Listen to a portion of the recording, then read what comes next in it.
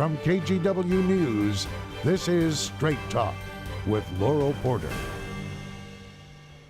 As we head into 2023, some big changes are ahead for both Oregon and Washington after a historic election this November. Meanwhile, we are still seeing major problems that are carrying over into the new year. Tonight, we're taking a look back at the year in news and what's ahead in 2023. Thank you for joining us here on Straight Talk. I'm Ashley Korslund, in for Laurel Porter. I'm joined today by members of news outlets in Oregon and Washington. Thank you all for being here. We have Betsy Hammond, the politics and education editor at the Oregonian, down on the end there. Betsy, thanks for being here. We have Lillian Monjo-Hughes, the health and justice editor at Oregon Public Broadcasting. Then we have Aaron Mesh with Willamette Week, the news editor at Willamette Week. And finally, next to me, Craig Brown, the editor at the Columbian. Thank you all. We're getting a little cozy here on the table here, but thanks for being here today. Let's dive into some of the big stories from this past year, 2022. Perhaps the biggest and most recent, of course, was the election. In Oregon, this was the first election for governor that featured 3 women candidates on the ballot. And Betsy, you called this one the most competitive governor's race since around 2010. Why was this so memorable to you? Why was it so surprising? Well, you had 3 factors that you've never had before in modern times in an Oregon governor's race all coming together. And first, of course, as you mentioned, the presence of a 3rd candidate, a credible, well-financed, unaffiliated candidate for governor, really made things interesting in the case of Betsy Johnson.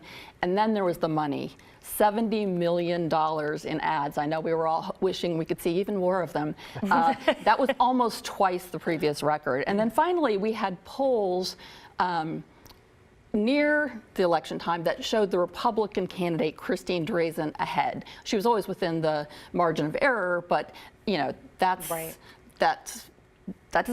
Not politics as usual in Oregon. Of course, in the end, Tina Kotek, the Democrat, prevailed easily, comfortable 65,000 vote margin, but it was historic and quite a ride. Quite a year. Obviously, we all know this. National news outlets were really focused on that race, as well as a race out of Southwest Washington. Craig, I'm going to ask you about this one because we had a big upset in Washington's 3rd congressional district, and that was where Democrat Marie Gluesenkamp-Perez flipped the district, beating Trump-backed Republican challenger Joe Kent. Did this surprise you in any way, and what does this tell us about voters in Clark County?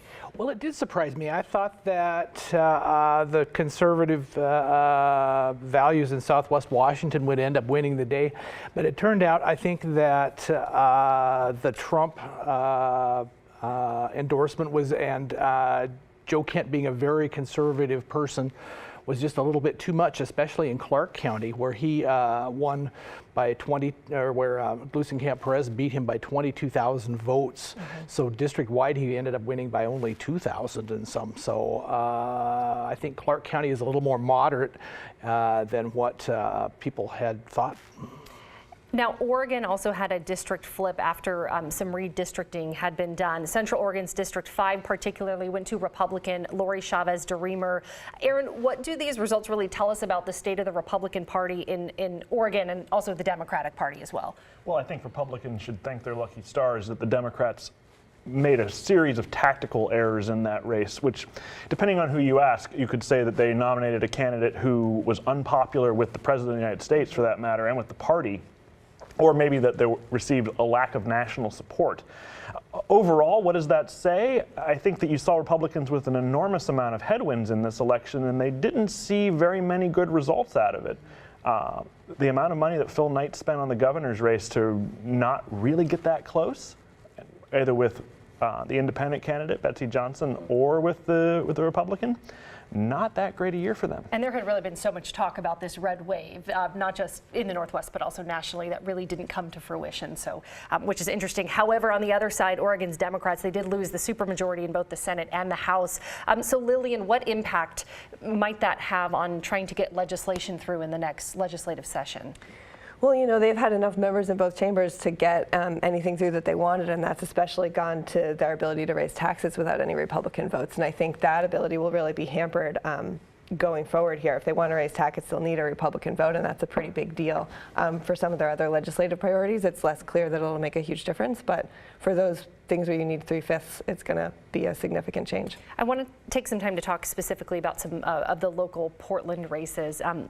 Betsy, this one's going to be for you because we're going to talk about the Renee Gonzalez versus Joanne Hardesty City Council race, which was one that a lot of people had their eyes on in the election. The Oregonian actually mapped out which neighborhoods voted for which candidates. And Betsy, what did you learn from that data? Well, first of all, the overall picture was that, unfortunately for Joanne Hardesty, she was the only member of the Portland City Council on the ballot this fall. There was tremendous frustration with all Portland leadership and with the whole Portland City Council, and she was the one incumbent who voters could take out. So Renee Gonzalez did well everywhere, but it was interesting that he particularly did well in two rather disparate parts of the city, the affluent, relatively affluent west side, but then also east of 205 in the more heavily people of color communities, poverty communities that Joanne Hardesty had pitched many of her policies to benefit, but Renee Gonzalez did very well.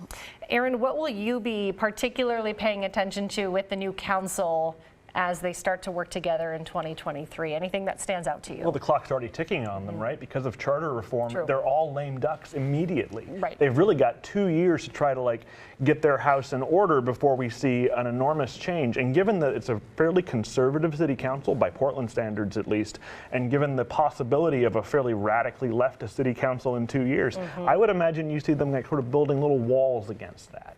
Interesting. And you mentioned the charter reform, the change in government. Lillian, I want to talk to you about this because Portland voters voted in favor of changing the way that Portland government works with the charter reform measure. Why do you think that voters voted in favor of that, of totally changing things up? I mean, I think they were ready for a change. I think people were ready for an overhaul. There are a lot of elements in that new charter. I have yet to hear anybody say they know exactly how that's all going to play out. That's a big question, right? Yes, but it'll be fascinating to watch. And I think for a lot of voters, it was a calculated risk that what's happening now doesn't feel like it's working to them, and they were ready to see something totally different. Want to get a little engagement going because before we started the show taping, Aaron, you said you might be the only person in the area who thinks Portland maybe didn't need to change things up. Why do you think that is? I'm sure there are more people than just you, but let's talk about that a bit. I think if we could elect a mayor who could organize a 3-car funeral, we might be in better shape. Ooh, anybody have a response to that? I think the question of having individual commissioners run individual bureaus and the fiefdoms that creates, the loyalty to a particular bureau rather than citywide concerns, may be a legitimate problem that needed to be solved. The rest of America big cities run in a different fashion. So with a different structure. And I think people are really ready for those geographic districts. I mean, that starts to feel a little crazy that everything's citywide, and we know that's affected the makeup of the council for years now, and so having the geographic districts will make a difference. Craig, you to throw you into the mix, you're over in Southwest Washington. You don't really have a dog in the show here, but we do though, because we're part of the Portland media market, and we're over here and things. And over in Southwest Washington, it's like looking at a car crash. You can't help not to look, but you know it's tragic. So we just wonder why it took so long for Portland voters to make that change. Okay. We have a little bit of a spicy crowd here today. Let's talk about where Portland is today. The reputation has really taken a hit. I think that's an understatement to many. Over the past few years, city leaders are really trying to kind of revamp that image, attract people back to downtown. Betsy, what do you think Portland needs most? Where do we start with fixing that reputation? Well, I think that there are so many things that need fixing, and it's really hard to do. And some of, the pandemic, those are things that are out of control, the urge to work from home. Yep. But that's why you saw the mayor yesterday announce that city workers will be required to come back to downtown. I mean, our polling showed that people are worried about, 3 things: homelessness, trash, and crime. And I think that the city is focused on trying to address those things. They've said that before, and it hasn't happened. So we'll see. Do you think, does anyone here want to weigh in? Do you think voters have faith that it will change in the next few years? There's a lot of talk of how do we change it and what we're going to do. Well, it'll change because the government's changing. So whether it will change for the better or for the worse, I think is an open question. I don't know who's putting money on one or the other. Yeah, there. okay. On the topic of homelessness, Aaron, let's talk about Mayor Ted Wheeler's big plan he's unveiled in the last few weeks that includes banning camping and organizing 6 sanctioned campsites. That will be very large. How do you think this is going to go? Well, you have to be a little bit impressed with the determination of his chief aide, Sam Adams, whose plan this really is. We revealed back in, I think, February that this was Sam's plan for these large-scale camps. It's difficult to imagine how, on a practical level, any of them would work, and I'd be willing to put down $5 that none of them ever open. At all? Yeah. Okay. I know you'll be on that one, watching that very closely. Well, now I owe everybody $5, so yeah. That's true. I'll be calling you for the money. Craig, a pretty big contrast when you're looking in Southwest Washington and Vancouver. The downtown area, before we get to homelessness, downtown area really booming though. What are you hearing from people about perhaps not wanting to venture into Portland? If you live in Clark County, what are your thoughts on that? I think we're feasting a little bit on Portland's ballets that way. So we probably had a little bit of luck with the timing in that we were able to redevelop a waterfront that has been a 10-year effort, but turned out to be redeveloped and opening just at the right time. So there's been tremendous investment over there. We're becoming a lot more sophisticated. It used to be you'd come across the bridge and the thing you'd see is that old dilapidated red lion, and you look now and gee, there's a skyline down there. There's all kinds of restaurants and shops and 2 fancy hotels. It's becoming a different place. Even the city center has changed a lot. They used to talk about downtown revitalization, but I think it's vitalization. I think there's more to downtown Vancouver than there's ever been in the city's history. And what are you hearing from your readers or people you know that your reporters have interviewed when it comes to the perception of Portland, whether this is true or not, about how safe people feel to go into Portland? Well, I think some people are still feeling nervous about coming into Portland, especially the downtown area. But I also think that they are finding more options closer to home, and the sales tax isn't as big a barrier as it was. There was a report just in the last week about sales tax leakage in Clark County that showed that had decreased quite a bit. So it shows that people are buying more items in Clark County and less in Portland. And then on the topic of homelessness, Vancouver has been fairly quick to implement solutions. There are 2, you call them pretty successful, the safe stay villages, the homeless villages. Right. A third has been proposed in downtown. Right. Why do you think that Vancouver seems to be excelling in this area? Well, I think that they were able to use the $42 million from a levy that Vancouver voters approved in 2016 for homelessness and affordable housing. So they've done that with the money. They've helped construct 1,000 affordable housing units. They've helped 1,600 families with rent assistance with this money. So the big question to me is, are Vancouver voters going to renew it when it comes up in February? For renewal, the City Council has increased the size of the levy substantially. I don't know if Vancouver voters are going to say, we like this, it's been working, or this is too much, it's beyond the tipping point for me. Does anyone have any thoughts on this? Let's not overdo the success story here. I mean, it's still homelessness. It's easier to solve homelessness in the suburbs. Beaverton and Hillsborough look real nice too. So you have an urban center with a number of people who cannot find affordable housing, and rents continue to rise. Evictions are up. There's reason to think that. I'm just saying, let's not like celebrate Vancouver's success. Vancouver's doing it perfectly. That's, sure. That's a fair point. We aren't having as many troubles, but on the other hand, so our office is right downtown. So I often have somebody sleeping outside my window during the day. Anybody have any thoughts, Lily? Well, yeah, and I mean, not to downplay the really significant problems we're having in our downtown and also with, rising crime rates and homelessness, but these are also problems across the country right now. I mean, every major city in the U.S. is dealing with these issues, low occupancy in their downtowns because of all the major shifts that have happened because of a global pandemic. So not to say we don't have real problems in Portland that need to be worked on, but we're not the only ones trying to face these issues. Yeah, absolutely. Thank you. That's a good note to end on. We're going to take a break, but when we come back, we're taking a look at some of the most memorable coverage from this year, from the Oregonians reckoning with the paper's past racist coverage to an Afghan refugee family settling into a new life in Clark County. We'll be right back.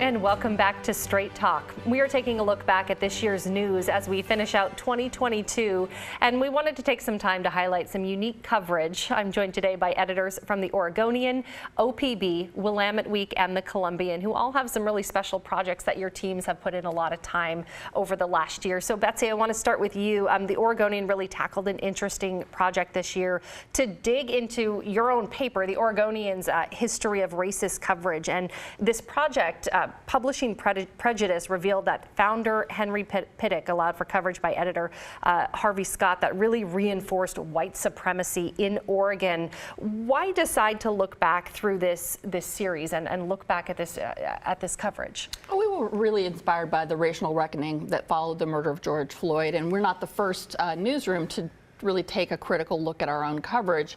I think what we expected was to find that we reflected the times, that we reinforced the positions of folks in power, and really what the team who dug into this found was more horrifying, which was that, as you mentioned, Henry Pittick and Harvey Scott, the editor, cheerleaded for racist and policies. They led the way. They apologized for lynching.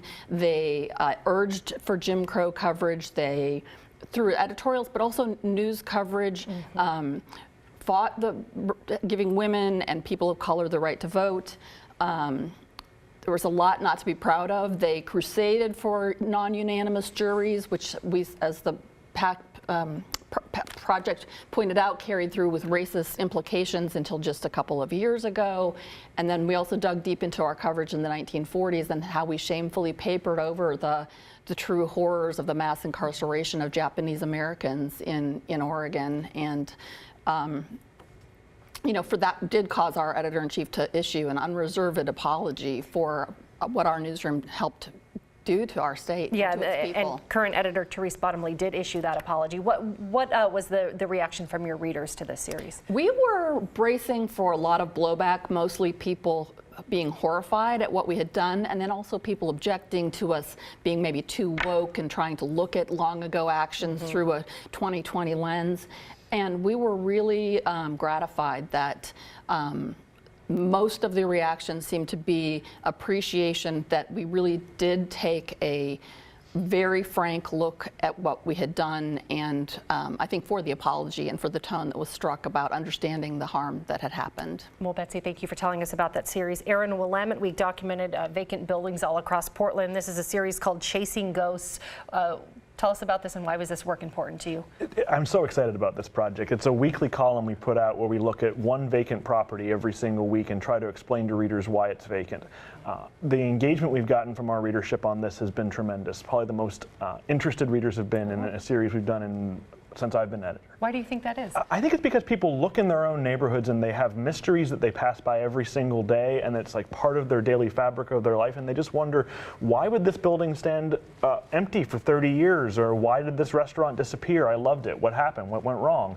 And is there anything ever going to happen in my neighborhood? And to see that connection of like deep business reporting and the everyday lives of people about what they see on the street, it really connected with people. And this is an ongoing series right now? We'll keep it going in 2023. Okay, wonderful. Craig, another ongoing series the Columbian has been working on. You're following the journey of an Afghan refugee family. They've resettled in Clark County, and you've been following their journey. You can see the family here for about 9 or 10 months now. Right. What have you learned? Tell us a little bit about the family and this coverage. Well, this is the chronicles the Aziz Poor family. Reporter Scott Hewitt and our photo editor Amanda Cowan have been spending time periodically with them throughout their time in the United States. They're really at a critical juncture right now. So when the Taliban seized power in Afghanistan, the husband was in Germany and at graduate school earning his master's degree. He's still stuck in Germany. Oh. The family's here in Vancouver. They can't get reunited. So there's some question about whether he'll be able to stay in Germany or will get deported back to Afghanistan. And the family, meanwhile, is still waiting for the paperwork to certify their status as refugees in the United States.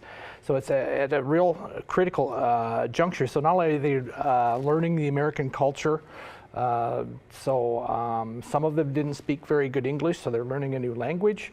So they have this undercurrent of what's going to happen to our family. So it's been a really interesting project. We're going to publish another installment on December 18th is the plan. Okay. So it'll be coming up pretty soon. All right, thank you, Craig. Lillian, OPB has covered the threat to salmon in the Northwest pretty extensively. What does focusing on salmon really tell us about the environment and what we should all, be doing better right now? Right. Well, it tells us that we're running out of time to do something about salmon. It's well past time. I was talking to Tony Schick, who's been one of the lead investigative reporters on this project, and I said to him, did we miss our window? Have we missed the window yet? And he said, well, it's getting narrow. It's like when you're trying to get your kid ready for school and they say, are we going to be late? And you're like, well, not if we leave right now, but where are your shoes and where's your backpack? So we really need to do something immediately to make a difference. Some of the things that can be done that were identified through our reporting was the removal of the dams, which is very controversial, maximizing the flow of water past the dams, reintroducing salmon in places where they've become extinct, and then also changing the power structure around who manages salmon. It's been managed by BPA, the Bonneville Power Administration, for years now, and that's in violation in some cases of a lot of treaty rights of tribes who are supposed to have more management control. The salmon series, we all think of salmon as such a delicious part of living in the Northwest, but this is about people and a way of life that's been sacrificed to make the rest of our lives easier. We can flip on our lights, and that's on the backs of people who've always lived here and have made their living from the river. One other project that OPB is working on is the Class of 2025 project. Quickly, give us a rundown. Yeah, just really quickly. I mean, that project is near and dear to my heart because I'm a longtime education reporter. So. Rob Manning, our education reporter, started following these kids in kindergarten. These are children who are now in 10th grade. And our education reporter now, Liz Manning, is still working. Rob's still involved in the project as an editor. And she's in the midst already of videoing their 10th year. And we're going to have a documentary that comes out at the end of it. But we will have followed the kids the whole time. And this is the class where the goal was set of 100% graduation rate. So we'll have a chance to see in a few years here how close we get. And Betsy, I do have a little time to circle back to you because one of the big topics facing Portland right now that we did not discuss today is gun violence. And the Oregonian has a series called The Safest Place that really explores the disproportionate impact of gun violence on certain populations. Tell us about this series and what people can learn. It's going to launch on Sunday, and it is a very rich, textured, sad story looking at an alternative high school that has been affected by 30 of the homicides. The young people and their families, their neighbors, these are young people, mostly of color, who have been very, very directly impacted in very sorrowful ways by this slaughter, mostly by gunfire. And our journalists, both photographers, videographers, and reporters, have just spent a lot of time really listening, and it's going to be a very rich, textured series of stories that will I think, bring the human side of the toll that this has taken. Sounds very profound and impactful. Yes, I mean, you're going to love it. Okay, we look forward to reading that. We have a little bit of time. I want to go down the line here and maybe each of you share something you think people should be paying more attention to as we close out what's been a really difficult year, 2022, and as we head into 2023.